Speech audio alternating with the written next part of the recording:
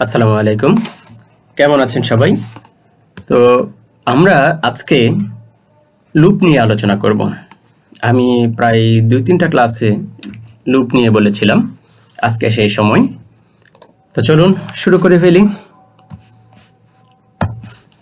তো যখন আমরা কোনো একটা কাজ বারবার রিপিট করতে চাইব, তখন সেই কাজটাকে অবশ্যই লুপের সাহায্যে করতে হবে।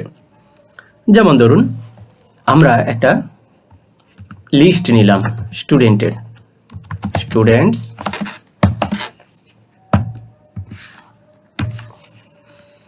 এখানে আমরা ধরলাম 1 2 3 4 5 6 7 8 এরকম এতগুলি স্টুডেন্ট আছে আপাতত। এরকম হতে পারে 8 লক্ষ হতে পারে। হাওয়ার তো আপাতত আমরা কয়েকটা নিলাম ডেটা। তো এবার এটাকে আমরা প্রিন্ট করতে চাই। নরমালি আমরা জানি যদি এটাকে প্রিন্ট করি তাহলে স্টুডেন্টস, এরপর এটার ইন্ডেক্স নাম্বার বলে দিতে হয়। যেমন আমি যদি 0 ইন্ডেক্স বলি তখন সে 1 কে প্রিন্ট করবে। ইয়েস, সে 1 কে প্রিন্ট করেছে, কিন্তু আমরা চাই সবগুলোকে প্রিন্ট করব। আবার অনেকেই দেখেছেন যে নরমালি যদি আমি এইটুকু বলি যে প্রিন্ট স্টুডেন্টস, এভাবে যদি বলি, কিন্তু আসলে এটা দিয়ে কোনো কাজ করা যাবে না, কারণ এটা এমনভাবে প্রিন্ট হয়েছে, এটাকে আমরা আমাদের মতো করে ইউজ করতে পারবো না। যাই হোক, তো ইউজ করার জন্য কিভাবে প্রিন্ট করতে হবে, এই জন্যই আমাদের কি দরকার, লুপ দরকার। তো আমরা লিখলাম ফর, এখানে আমরা যে কোনো একটা নাম দেব যেটার মধ্যে আমরা স্টোর করব এটার মানটা একটা একটা করে। যেমন আমরা ধরতে পারি যে আইটেমস, এটার ভিতরে কি আছে, আইটেমস। তো আইটেমসটা আইটেম হিসেবে এখানে আসবে, ইন মানে একটা একটা করে আসবে। তারপর আমরা বলবো স্টুডেন্টস। ওকে, এরপর আমরা একটা কোলন দেব। দেওয়ার পর এন্টারে আসার পর আমরা এখানে ইন্ডেন্টেশন অবশ্যই ঠিক রাখবো। তো এরপর আমরা এখানে প্রিন্ট করে দেই। কাকে প্রিন্ট করব, আইটেমকে প্রিন্ট করে দেব। এখন দেখুন এখানে 1 থেকে 8 পর্যন্ত প্রিন্ট হয়েছে। এটাকে আমরা ইচ্ছা মতো করে আমাদের মতো করে ইচ্ছা মতো সাজাইতে পারবো। যেমন আমরা যদি এখানে বলি যে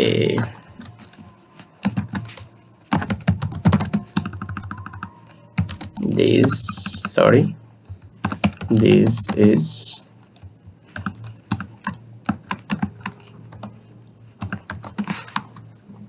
item, এটুকু বললাম। এরপর আমরা এটাকে প্রিন্ট করে দিলাম। দেখুন প্রত্যেকটার সাথে এখানে দিস ইজ কথাটা এসে গেছে। দ্যাট মিনস আমরা এটাকে কাস্টমাইজ করতে পারতেছি।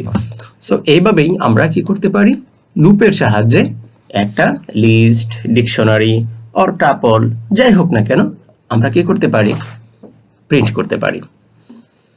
তবে আমরা যদি ডিকশনারি প্রিন্ট করি তাহলে এই ক্ষেত্রে কিছুটা নিয়ম মানতে হবে। কেমন,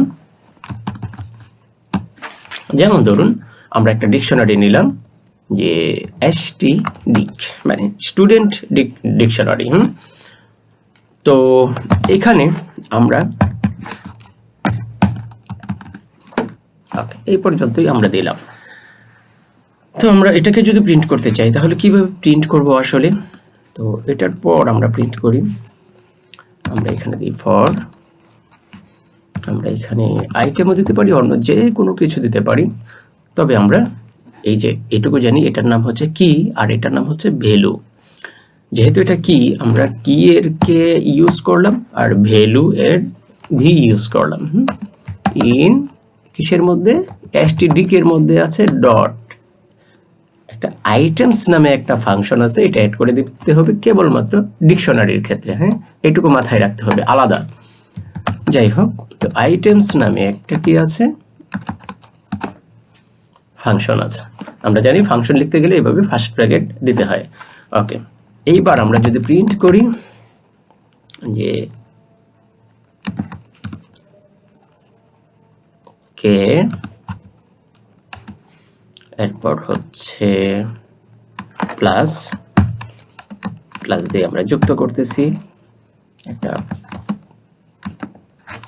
কোলন যুক্ত করতেছি, এরপর আবার একটা প্লাস দেব, এরপর আমরা ভিটা দিয়ে দেব। তো এর মাধ্যমে আমরা কি পাবো একটু লক্ষ্য করুন, কে কে ফর কি মানে হচ্ছে যে এগুলি পাবো, আর ভি ফর ভ্যালু এগুলি পাবো। সো আমরা একটু প্রিন্ট করে দেখি, দেখুন নেম রহিম, এফ নেম করিম, এম নেম করিমা। সো এভাবেই আমরা লুপ ইউজ করতে পারি। আরো একটা লুপ আছে, তো আমরা আপাতত এইটুকু জানলেই এনাফ, আমরা আরো শিখবো আস্তে আস্তে। এরপর আরো একটা লুপ আছে, ওইটাও আমরা দেখা উচিত। তো হোয়াইল লুপটা যখন আমরা লিখব তখন আমরা প্রথমে একটা ভেরিয়েবল নিয়ে নেব। ধরুন আমরা লিখলাম i ইকুয়াল 0, i মিনিং হচ্ছে যে ইনিশিয়াল ভ্যালু 0। আমরা এখানে লিখলাম হোয়াইল i কত থাকবে, 10 থেকে ছোট থাকবে। তো এরপর আমরা এখানে এটাকে প্রিন্ট করে দেব, এই ব্লকটা এতটা ফাঁকা রাখা উচিত না, এখানে প্রিন্ট করে দেব i কে প্রিন্ট করি জাস্ট। এরপর যে পরবর্তী কাজটা হবে i ইকুয়াল i প্লাস 1, অর্থাৎ আইটা যখন প্রিন্ট হবে তখন i এর মানটা এক এক করে বাড়বে। এইভাবে লিখতে হয় মূলত। এবার তাহলে কি হবে দেখেন, 0 থেকে শুরু হয়ে 10 পর্যন্ত সে লিখবে।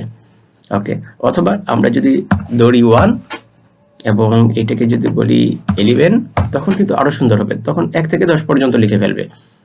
চলুন দেখা যাক কি করে। দেখুন 1 থেকে 10 পর্যন্ত লিখে ফেললো।